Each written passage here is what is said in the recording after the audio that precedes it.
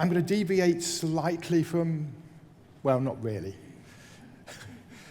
The effortless being part, I want to talk about more probably in my session in the San Martin room afterwards at 11. But just before we started, Helen Palmer, who's following me, said, how do we get here? And I just want to take a bit of time to look, how did we get here? How has really the emergence of this whole new spirituality, this spiritual renaissance that we're part of, which isn't new, it's timeless, and yet something fascinating and fundamentally new is happening on the planet at this time. And for me, as a child of the 60s, and probably the 5% of you in the audience who are as old as me can relate to this, it was perfect. DJ Dragonfly last night was the perfect setup for me. Starting off with the Summer of Love and all that music. Something happened back then in our culture. In 1967, well, it was the whole 60s, but somehow 1967 was the high point in many ways of what was happening. And I was fortunate enough to be not too young and not too old. I was 21, and so free from all that parental influence, but not old enough to be sucked into all the, regular life. So much was happening then. I mean, it was the beginning of the whole feminist movement, the whole sexual revolution, alternative health, organic food. All of this was beginning back then, the seeds of it. I mean, the seeds were a long way back. This is when the seeds started flourishing back then, 50 years ago. And it was, of course, the whole psychedelic movement was happening then. And out of that came the recognition of the value of spirituality. We were coming out of being, just in our traditional, closeted religions, whatever you were brought up in, most of this culture, probably the Judeo-Christian, Islamic religion, some of them may have been in more Eastern cultures. But we were recognizing there were ways in which we could change our consciousness, and that was the fundamental thing, was how do we change our consciousness? And there was this progression which happened from, seeing it was through the psychedelics, LSD was the primary one back then, and others. That was changing consciousness, but then there was this realization, no, these spiritual traditions, they've got something. And we were reading the Upanishads and the Tibetan Book of the Dead, and not really understanding them. But that was the inspiration, like there's a way in which we can actually change our consciousness. And that's been the journey we've really been on the last 50 years. And a seed of that, which has, I think, stayed with us ever since, it was actually back in June 1967, the Beatles recorded All You Need Is Love, which is almost like the anthem of this whole movement. And something I always remember, which I think was so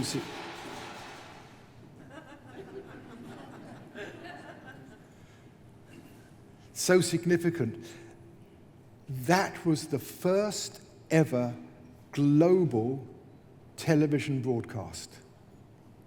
The first ever global television broadcast was a program called One World. And so it was One World, it went out globally. And part of that program was the Beatles recording live the final track for All You Need Is Love. That to me, at the time it just seemed so significant. And for me, it just continues to be really significant, because since then, in a way, we've been on this journey of how do we do that? How do we actually come from love? How do we do that? That's been the journey, our collective journey in a way. And we've been through the era of the gurus.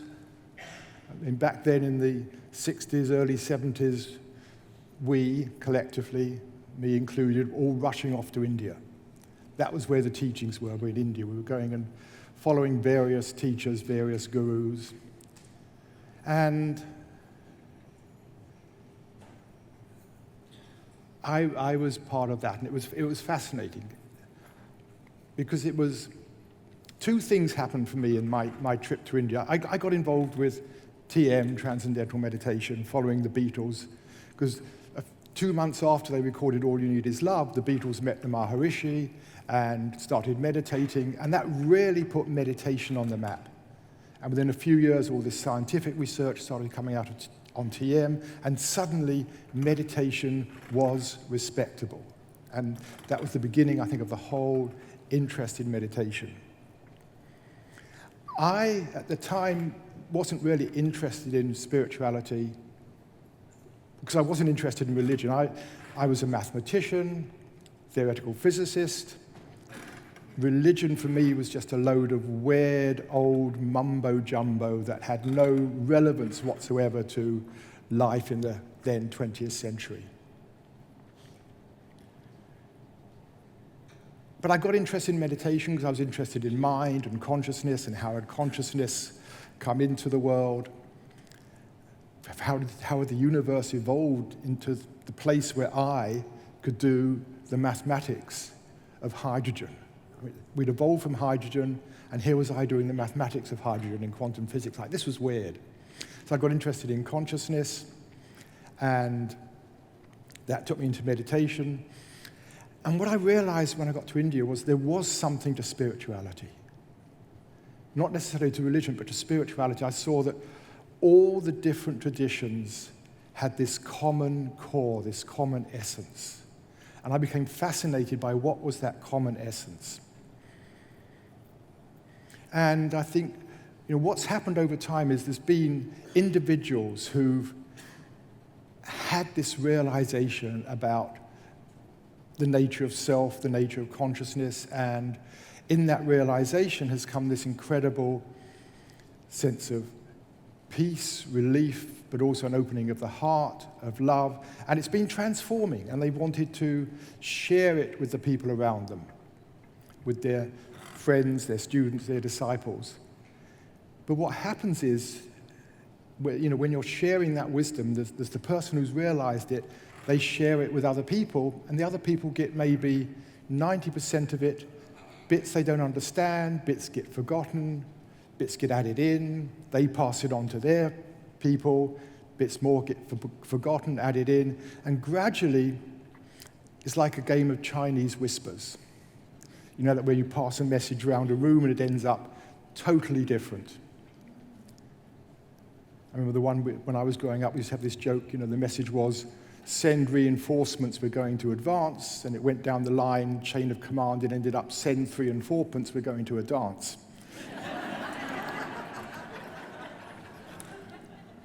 But that's happened with that essence of spirituality, that essence. It's got dressed up in different cultures, different clothes, different doctrines, different rituals, and it's been translated from one language to another, from one culture to another, and it ends up as all these completely different religions, which all seem to be so different in various ways, and we don't see what that common essence is that really gave life to them all in the first place. So I became fascinated by that. And also the realization that this was what is needed in the world today so much. Even back then, I'm beginning to see the environmental problems were beginning to come into focus, social problems, and just wherever I looked, whatever problem, they all came back in one way or another to human consciousness, to human values, human decisions, maybe human short-sightedness, human self-centeredness. And what all the traditions were doing in one way or another were pointing towards how we could relieve ourselves of that dysfunctional, self-centered way of thinking and operating, and to get back in touch with our true selves, our true nature, and allow that to come through so that we're no longer dictated by what I now call the ego mind. And that was a real revelation. I think that was a revelation that was happening to our whole culture, that realization. And so we went through the age of the gurus, going to India. We then had the sort of the workshop phase, the ests, and it became more psychological, looking at personal development. And then later there was the whole Buddhist influence started coming in much more strongly. And then in the last, I suppose, 10 years, but it's been there all the time, this recognition of what we're calling non-duality, which this conference is inspired by. The non-dual teachings, to me, are the essence of what was always there. You know, there is nowhere to go. There's nowhere to get to. Ram Dass put it perfectly, be here now. We already are here now. We are never anywhere else but be here now. But we get so distracted by our thoughts and all that stuff, we start getting into the past and the future. And it's about letting go of that, just coming back to who we are, coming back to our true nature. And I think what's been happening over the last 50 years is we've been stripping away all that, the additions of time, of culture, of all the rituals and doctrines and dogmas. We're stripping them away, just coming back to what is that pure, essential wisdom. And it's no longer we have to go to India to find that, because many people here have been on their own journey of awakening, and we're beginning to have really awakened people in our own culture where we can go to. Come here. Some of the great people here who are expressing that wisdom, that core wisdom of just coming back to being here, and how the effort, the trying, and all that other stuff actually gets in the way of our own self-recognition. So I think that's the journey we've been on. And what is manifesting here at this event is seeing that common thing. What should be apparent to most of you is it's not all these people are saying different things. We're all pointing to the same thing. We're all pointing to the same truth. I was giving a talk a little while back, and somebody came up to me at the end and said, "What is it you're saying that's different from what everybody else was saying?"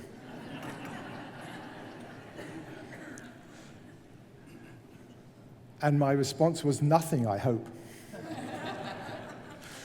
Because if I'm saying something different from what everybody else is saying, then I'm clearly off track.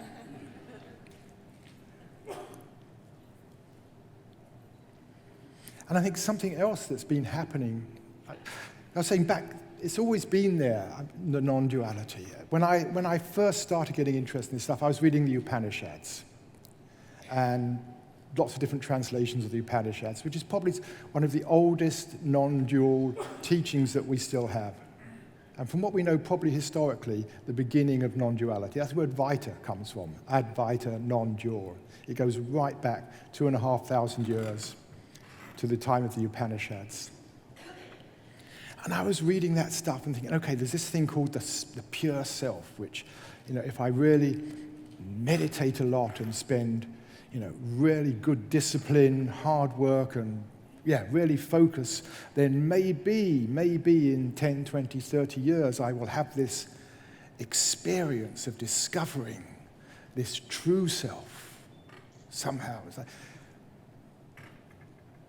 And then just as time goes on, just realizing, it's not about another experience. It's not about something different. It's about recognizing that which is already there, which has always been there. And what's happening, I'll talk a little bit more in the presentation afterwards. The early translations of all these texts were done by very earnest, sincere European academics, philosophers, students of religion, and they went out east and discovered these completely new teachings, completely new religions, completely different cultures, completely different languages, and they were fascinated by what it means, and they started exploring, what's this all about? But they were coming at it from an intellectual, academic point of view.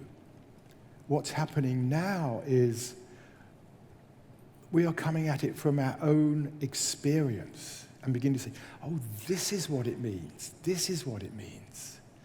And I don't know about you, but my experience so often over the years has been like, now I get it. Another 5 years later, now I get it. But it's this gradual peeling away of the layers of the onion, and we begin to see just how simple it really is. I mean, just to give you one example, the word ananda. I'm sure most of you here have heard the word ananda. It's translated, the standard translation is bliss, and the word bliss in English has this whole connotation of being some ecstatic, perhaps orgasmic, out of this world, extreme sort of happiness that completely takes you over. And back then we'll go, okay, the bliss. We're heading for bliss. That's what we're heading for. It's this ultimate bliss. You look at the root meaning of the word. The long A in Sanskrit means great. The short A, as in Advaita, means not. But the long A means great. And Nanda means contentment. Contentment.